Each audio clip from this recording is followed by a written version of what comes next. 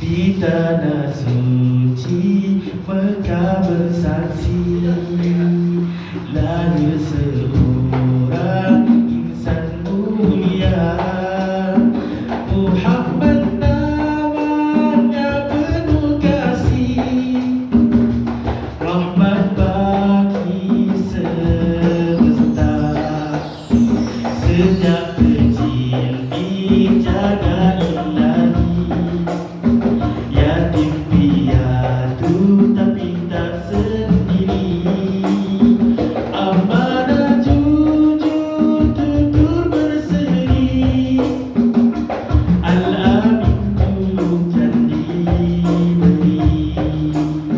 Ya Rasulullah selawat dan salam seluruh budi tanda ingatanku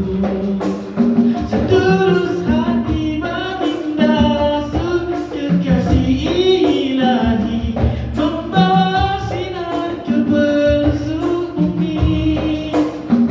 saat dunia gelap tanpa arah Engkau datang membawa maruah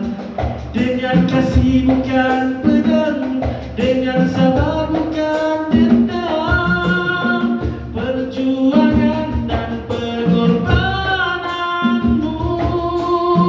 kau tempuhinya tanpa rasa jenuh dia disakiti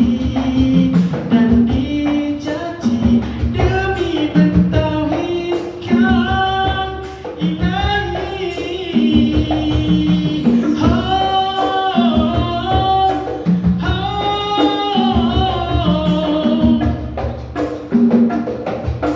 dari keringat cucuran darah ketulus juga tanpa lelah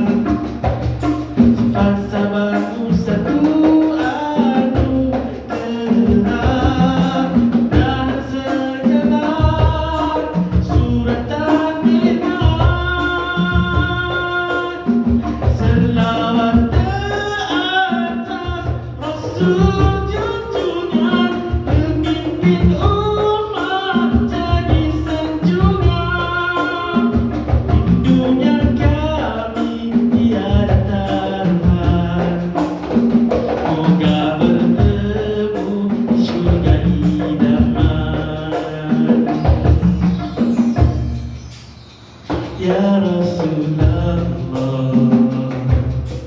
Ya